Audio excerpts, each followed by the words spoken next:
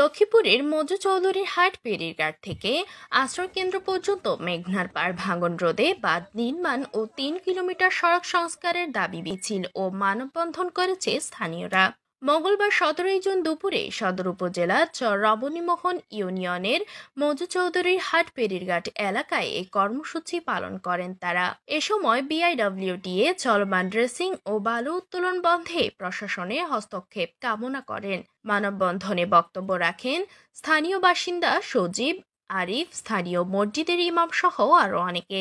এ সময় বক্তারা জানান, সদর উপজেলার রমণীমোহন ইউনিয়নের ৪ ও ৫ নং ওয়ার্ডে প্রায় ১৪,০০০ মানুষের একমাত্র যাতায়াত মজু চৌধুরীর হাট ফেরিঘাট থেকে আশ্রয় কেন্দ্র পর্যন্ত ৩ কিলোমিটার সড়ক। সড়কটি মেঘনা নদীর তীরবর্তী হওয়ায় বিআইডব্লিউটি এর চলমান ড্রেজিং এর কারণে বিভিন্ন স্থানে ভেঙে তলিয়ে গেছে।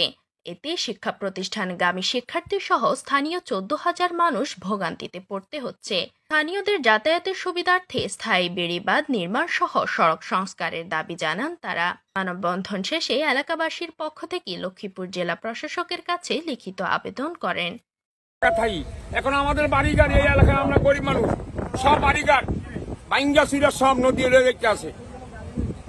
দক্ষিণে হয়েছে মনে করেন খালা ছিল, ওই খাল বাদ দিয়া উত্তরমিকা খনন করিয়া সমস্ত এই রাস্তাগুলো এই জায়গা সম্পদ মেলা, ওই সম্পদ আমাকে দক্ষিণে যে আমাদের এই এলাকাতে আমাকে এইটা সুন্দরভাবে রাস্তাটা যে থাহে, এই আমাদের দাবি পশ্চিমে বুঝছগ্রাম পর্যন্ত। আমাদের ছেলে মেয়ে মাদ্রাসা স্কুলে যায়, এখন যাইতে পারে না।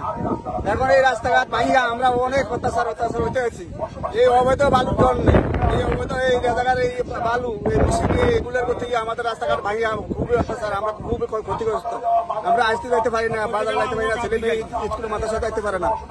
টিউনো মহোদয়ের কাছে, জেলা প্রশাসক মহোদয়ের কাছে একটাই দাবি, আমাদের এই রাস্তার একটা টেকসই বাঁধ নির্মাণ হোক, বেড়িবাঁধ নির্মাণ হোক, আমরা এটা চাই। কি বলেন সবাই, ঠিক বলেন? এবং আমাদের এখানে যে ক্যাপারখালে হাক্কা রয়েছে, এখানে আমরা একটা স্থায়ী ব্রিজের ব্যবস্থা হোক, সেটা আমরা চাই ইনশাআল্লাহ। আপনার পশ্চিমে আশ্রয়ণ প্রকল্প পর্যন্ত দীর্ঘ ৩ কিলোমিটার এই রাস্তাটি, এখান দিয়ে প্রায় ১৩ থেকে ১৪,০০০ মানুষের যাতায়াতের একটা ব্যবস্থা। এখান দিয়ে আপনার বিআইডব্লিউটি এর যে অবৈধ যে ড্রেজিং, এই ড্রেজিং এর কারণে আমাদের যে চলাচলের যে রাস্তাটি, এটা নদীর গর্ভে বিলীন হয়ে যাচ্ছে। এতে আমরা আমাদের এলাকাবাসী শিক্ষা, চিকিৎসা, বিভিন্ন ধরনের যাতায়াত ব্যবস্থা থেকে তারা বঞ্চিত হচ্ছে। আমরা জেলা প্রশাসক মহোদয়ের কাছে অকুল আবেদন যে আমাদের এই রাস্তাটি যাতে ভবিষ্যতে এইভাবে না ভেঙে, তার জন্য আমরা